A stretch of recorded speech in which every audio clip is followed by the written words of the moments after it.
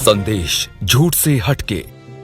देखिए, झारखंड में जो राहुल गांधी के प्रेस कॉन्फ्रेंस हुआ और खासकर बीजेपी की जो पोल खोली उन्होंने, ये बातें झारखंड के लोग बहुत पहले से जानते हैं, समझते हैं। मेरे ख्याल से चुनाव शुरू होने के पहले से ही यहाँ साफ था। जो बातें आज महाराष्ट्र में हो रही हैं, अभी जो मैंने सुना अडानी की बातें, ये बातें पहले दिन से, पहले फेज के समय से ही लोगों के बीच में ये बात बिल्कुल साफ है कि यहाँ झारखंड में बीजेपी की दिलचस्पी क्यों है, बीजेपी इतना बेकरार क्यों है। क्योंकि बहुत साफ साफ है कि झारखंड के खदानों पर उनको कब्जा चाहिए। ये गोल्डन ट्रायंगल बनाना चाहते हैं। गोल्डन ट्रायंगल मतलब जो उड़ीसा बना चुके, छत्तीसगढ़ बना चुके, अब झारखंड में भी वो अपनी सरकार बनाना चाहते हैं, जिसके वजह से, और वो सरकार किसके लिए बनाना चाहते हैं, ये बात भी लोगों के नजर में साफ है। और दूसरा चरण जो हो रहा है, पहले चरण में तो खदानें थी, दूसरे चरण में भी कोयले की खदानें हैं, और दूसरा उसमें तो लोगों के सामने प्रत्यक्ष है गोड्डा का, अडानी का पावर प्लांट, जहां से एक यूनिट बिजली भी झारखंड को नहीं मिलता है। और झारखंड की जमीन है, झारखंड के लोगों की जमीन गई है उसमें, और जबरदस्ती गई है, उसके लिए नियम बदले गए। तो लोगों को बढ़िया से पता है कि बीजेपी यहाँ जो कर रही है वो अडानी के लिए कर रही है। और ये बात को झारखंड के लोग कम से कम चुनाव शुरू होने के पहले दिन से जानते हैं, बढ़िया से। चुनाव प्रचार में कौन क्या बोला, क्या नहीं बोला, क्या मुद्दे हैं पार्टियों के, वो अलग मामला है।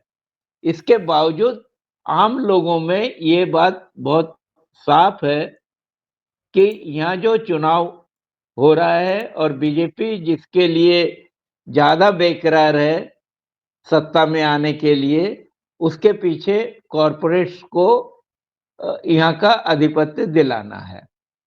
कॉरपोरेट्स के लिए ही बीजेपी मतलब कॉरपोरेट, ये बहुत साफ साफ हो गया है। और जिसका एडवांटेज इंडिया गठबंधन को खुलकर मिल रहा है। और आप इसी से समझ सकते हैं कि झारखंड के दूसरे चरण में 38 सीटों पर चुनाव हो रहा है, और 38 सीटों में मुझे लगता है बीजेपी के 10, 9 से 10 सीट ऐसे हैं जो पहले से बीजेपी, जहां पर बीजेपी के विधायक रहे, 9 से 10 सीट ऐसे हैं जो फंसे हुए हैं। इसी से आप समझ सकते हैं दूसरे चरण में।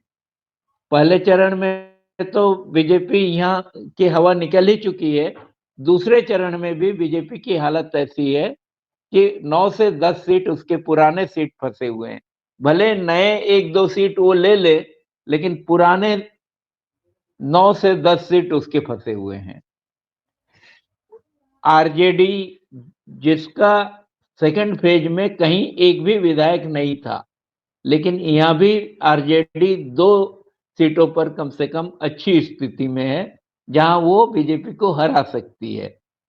वैसे ही सीपीआई एमएल, जो मार्क्सिस्ट कोऑर्डिनेशन कमेटी के साथ जब एक साथ आए, मार्क्सवादी के साथ, मार्क्सवादी समन्वय समिति के साथ, तो इससे दूसरे फेज में 2 ऐसी सीटें हैं जहां पर सीपीआईएमएल कड़ी चुनौती दे रहा है, और वो सीटें वो सीपीआईएमएल जीत भी सकती है। तो और ये बीजेपी की सीटें हैं सब जगह। तो ऐसे ही कई सीटों पर कांग्रेस चुनौती दे रहा है उसको। कांग्रेस के हो सकता है 1-2 पुराने सीट थोड़े कड़े मुकाबले में हैं, फंसे हुए हैं, लेकिन नई सीटों पर कांग्रेस भी चुनौती दे रहा है। वैसे ही जेएमएम की भी एक दो सीटें कड़े मुकाबले में लग रही हैं, लेकिन ज्यादा कुछ नई सीटें ऐसी हैं जो बीजेपी को चुनौती दे रहे हैं और वो सीटें जेएमएम जीत सकती है। कुल मिलाकर मामला ये है कि दूसरे फेज में बीजेपी की, मेरा अनुमान है कि पिछले चुनाव में जितने सीट थे उससे घटेंगी सीटें, और रहा सहा कसर जो उनका मूल मुद्दा जो था झारखंड में बनाया था उन लोगों ने, बांग्लादेशी घुसपैठ, इस पूरे मामले को तो हाल में अपने एक पसंदीदा अखबार में एक इंटरव्यू देकर अमित शाह ने खुद ही उसकी हवा निकाल दी। अमित शाह ने सीधे कह दिया कि भाई बॉर्डर पर जो सीमाओं पर के समतल इलाके में तो बीएसएफ घुसपैठ रोक सकता है, पहाड़ और नदी नालों में कैसे रोकेगा। मतलब अमित शाह ने एक तरह से बीएसएफ पर सवाल खड़ा कर दिया, बीएसएफ की क्षमता पर।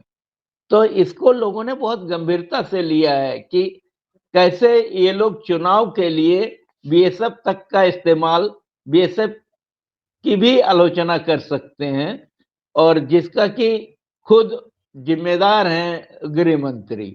और गृह मंत्री अपने इंटरव्यू में, वो भी एक अपने पसंदीदा अखबार में इंटरव्यू था उनका, और इसको लेकर उन्होंने कह दिया कि बीएसएफ नदी नालों में, पहाड़ों में कैसे सुरक्षा कर सकती है, घुसपैठ रोक सकती है, वो तो समतल इलाकों में रोक सकेगी। बाकी की जिम्मेदारी, मतलब वो उससे भाग रहे हैं। तो कुल मिला के बीएसएफ की कार्यक्षमता पर एक तरह से सवाल उठा रहे हैं। उस तरह अगर पहाड़ों की बात करें तो पूरे कश्मीर में तो पहाड़ हैं, और बीएसएफ पर पूरे देश के सीमाओं की सुरक्षा का भार है, वो बीएसएफ पर ही सवाल खड़ा कर रहे हैं। तो अमित शाह का भी जो इंटरव्यू बोलिए, ये कई चीजें, हाँ, एक कोशिश उन्होंने, अमित शाह ने की है। राजधनवार में जो रिबल था बीजेपी का, निरंजन सिंह, उनको किसी तरह सरेंडर करा दिया बाबूलाल मरांडी के पक्ष में। और सबसे खास बात जो झारखंड की दिख रही है वो है कि बीजेपी के दो प्रमुख नेता, एक तो बीजेपी के जो प्रदेश अध्यक्ष हैं बाबूलाल जी, धनवार में फंसे हुए हैं। कैसे फंसे हुए हैं वो आप सब लोग जानते हैं कि कैसे वहां निरंजन राय को सरेंडर कराया गया।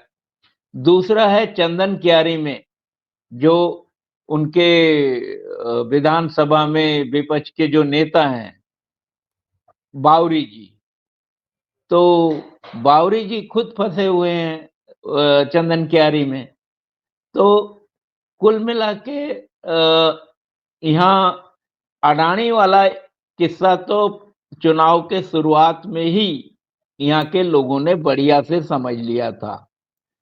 तो मोदी जी क्यों इतने उतावले हो रहे हैं, अमित शाह क्यों उतावले हो रहे हैं, बीजेपी और हेमंत बिस्व शर्मा और ये सारे जितने उड़ीसा, छत्तीसगढ़ के मुख्यमंत्री, अनुराग ठाकुर, दुनिया भर के बीजेपी की पूरी ताकत यहाँ झोंकी गई। मुझे लगता है महाराष्ट्र में जितने नेता नहीं गए बीजेपी के, उससे ज्यादा नेता झारखंड में कैंप कर रहे थे। चाहे शिवराज सिंह चौहान हो, राजनारायण सिंह हो, ये राजनाथ सिंह हो, सारे लोग आ गए, जोगी जी हो, सारे लोग यहाँ आकर झारखंड के 81 सीटों के लिए वो पूरी तरह लगे रहे, कई कई दिन तक लगे रहे। तो जो डिस्परेशन था, जो डिस्परेट था बीजेपी, इसको लोग बढ़िया से समझ रहे थे कि बीजेपी इतना डिस्परेट क्यों है झारखंड पर कब्जा के लिए। और इसके पीछे अडानी का मामला भी लोग देख रहे थे, क्योंकि बगल में छत्तीसगढ़ में लोग देख चुके हैं किस तरह हरदेव जंगल आप समझ लीजिए कि हरदेव अरण्य जो है, हरदेव में अडानी का जो प्रकोप बोलिए वहां के आदिवासियों के खिलाफ, वो पूरे झारखंड के चुनाव में छाया रहा। वो हेमंत सोरेन के भाषणों में भी मिलता है, वो कांग्रेस के जो खड़गे जी थे उनके भाषणों में भी मिला, राहुल गांधी ने भी के भाषणों में भी रहा हरदेव जंगल, और कल्पना सोरेन के भाषणों में भी हरदेव जंगल। यहाँ तक कि झारखंड के छोटे छोटे नेताओं ने भी हरदेव जंगल का रेफरेंस लोगों तक पहुंचाया है, और लोग बढ़िया से जान गए हैं कि किस तरह बीजेपी की सरकार आने के बाद छत्तीसगढ़ में हरदेव जंगल अडानी को दिया गया। तो ये बातें झारखंड में बहुत पहले से बिल्कुल साफ है कि बीजेपी मतलब अडानी, और उससे बचना है तो इंडिया गठबंधन।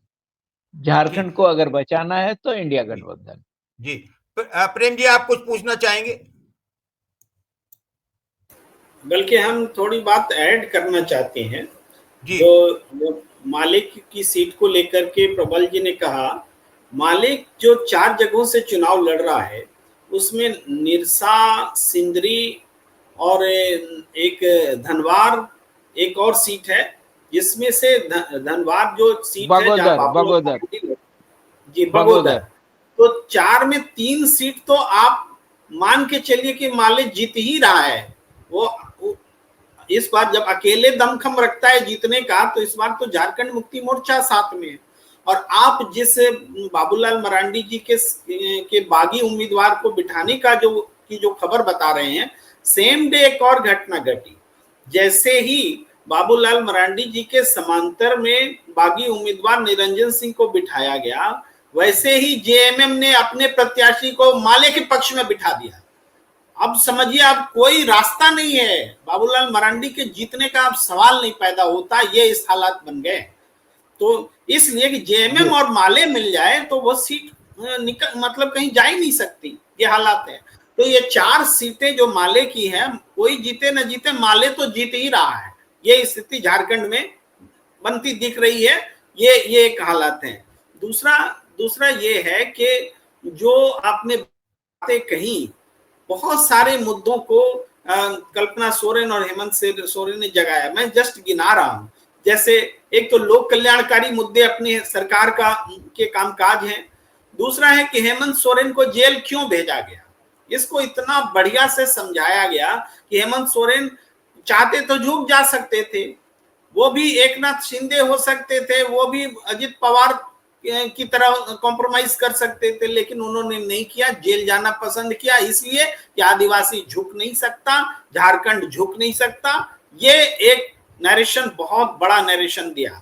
इसके अलावा हेमंत सोरेन ने बताया, बीजेपी के नेताओं ने हाल में एक बात कह दी थी कि झारखंड के कुछ प्रदेश और उड़ीसा और बंगाल के कुछ प्रदेशों को लेके केंद्र शासित प्रदेश बनाया जा सकता है, आदिवासी बहुल इलाकों को लेके। अब इस मुद्दे को हेमंत सोरेन ने जबरदस्त तरीके से उठाया कि हमारे झारखंड को भी बांटने की बात ये लोग सोच रहा है, कमजोर करने की बात सोच रहा है।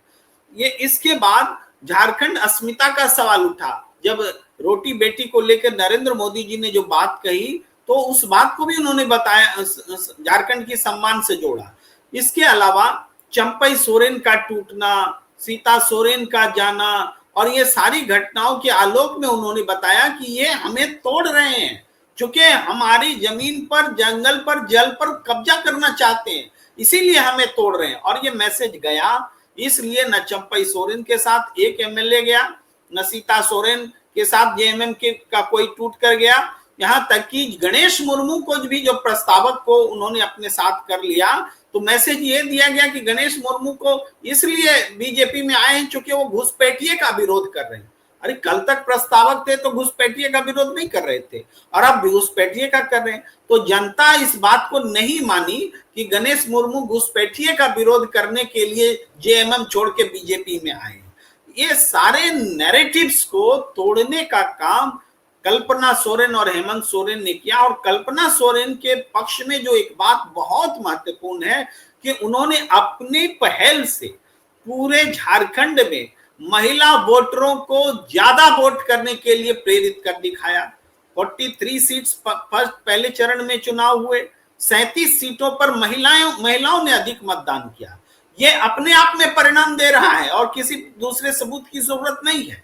इसी तरीके से दूसरे चरण में भी अगर ऐसे ही नतीजे आए, महिलाओं ने ज्यादा वोट किए, तो ये समझिए कि कल्पना सोरेन का जादू चल गया है। जी जी शुक्रिया आपका सर। और मैं आता हूँ चंपई जी, आप बस इतना बताइए कि मैया योजना और कल्पना सोरेन का जो जादू चल रहा है वो कितना जबरदस्त जादू है।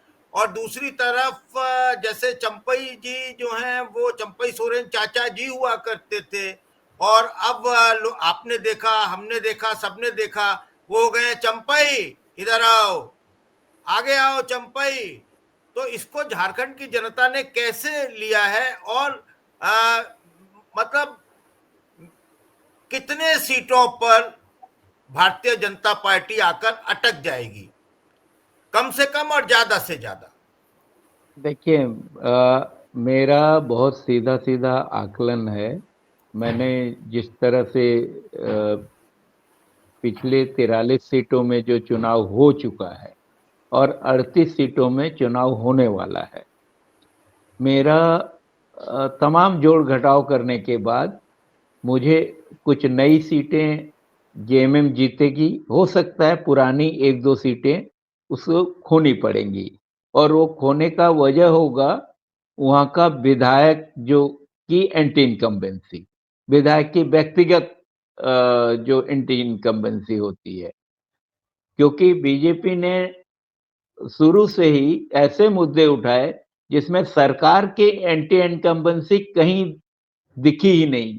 एंटी इनकम्बेंसी पूरी तरह छिपी रही, और हेमंत सोरेन और कल्पना सोरेन ने इतना एग्रेसिवली मुद्दों को उठाया, अपने कल्याणकारी कामों को उठाया और उसको रखा लोगों के बीच, कि इससे हेमंत सरकार की एंटी इनकम्बेंसी एक तरफ एक किनारे हो गई, और वो कहीं भी न बीजेपी ने चर्चा की न कि लोगों ने चर्चा की। चर्चा में आया तो सिर्फ एक चीज, झारखंड को बचाना है, झारखंड की जल जंगल जमीन को बचाना है, झारखंड की अस्मिता को बचाना है, झारखंड के लोगों के अधिकार को बचाना है, जिसको केंद्र सरकार, आप समझ सकते हैं इस बात को कि चुनाव के दौरान ये सवाल भी उभर कर आया कि झारखंड का 1,36,000 करोड़ रुपया केंद्र दे नहीं रहा है, उतना बकाया है, और उसको केंद्र देना नहीं चाहता है, दे नहीं रहा है। उस पर इवन अमित शाह ने अपने इंटरव्यू में कोई जवाब नहीं दिया, बल्कि उससे टालते हुए कहा कि हमने 10 साल में ये दिया वो दिया करने लगे, लेकिन 1,36,000 करोड़ के बारे में नहीं बोला। तो कुल मिला के झारखंड की स्थिति ये है कि चंपई सोरेन और इन लोगों के जाने का, चंपई सोरेन की जो बेइज्जती हुई उसको तो सरेआम लोगों ने देखा है। बीजेपी के मंच पर अमित शाह ने किस तरह से चंपई सोरेन को बुलाया, और ऑब्वियसली इससे संताली जन समुदाय, आदिवासी लोग जन समुदाय, ये सब आहत भी हुआ कि भाई चंपई सोरेन को क्या इज्जत मिला। वो तो मान सम्मान के लिए ही गए थे ना, मान सम्मान को ही मुद्दा बनाकर गए थे, लेकिन मान सम्मान तो यहाँ भी नहीं है, बल्कि यहाँ फजीयत हो रही है। और इस फजीयत को चंपई सोरेन से भी ज्यादा शायद महसूस किया होगा बीजेपी में बहुत पहले से गए हुए लोग, अर्जुन मुंडा जैसे लोग, जिनको हाशिए पर कर दिया गया इस चुनाव में, जो कब यहाँ 3-3 बार मुख्यमंत्री रहे, उनको भी हाशिए पर कर दिया गया। बाबूलाल मरांडी जैसे लोग, जो चुनाव के पहले तक जिनका नाम मुख्यमंत्री के तौर पर लिया जाता रहा, वो भी चुनाव के दौरान हाशिए पर चले गए। तो चंपई सोरेन अकेले नहीं, वो सारे लोग जो भी बीजेपी में आदिवासी नेता थे, वो सब एक किनारे हाशिए पर चले गए, और यहाँ पर नेता बन गए विश्व शर्मा, हेमंता विश्व शर्मा, असम के मुख्यमंत्री। वो आके यहाँ प्रवक्ता भी बन गए, नेता भी बन गए, झारखंड की तमाम पॉलिसी, नीति, सब चीज पर वही बातें करते रहे। तो ये बात झारखंड के लोग बढ़िया से जानते हैं। और असम में क्या हालत है आदिवासियों की, ये किसी से छुपा हुआ नहीं है। असम में किस तरह आदिवासी लड़कियों को, एक औरत को किस तरह नंगी दौड़ाया गया जब वहां आदिवासी जनजाति सूची में की डिमांड कर रहे थे, मांग कर रहे थे। अभी तक असम में जो 100-150 साल पहले गए हुए लोगों को, आदिवासियों को, आज तक आदिवासी सूची में नहीं रखा गया है। तो हेमंता बिश्व शर्मा उस पर क्या बोलेंगे? वो असम की बात तो करते ही नहीं है, कर ही नहीं सकते। लेकिन झारखंड के लोग तो जानते हैं ये सारी बातें। और सबसे बड़ी बात, आपको एक खास बात आपको बता रहे हैं, 15 नवंबर को बिरसा मुंडा की जयंती थी।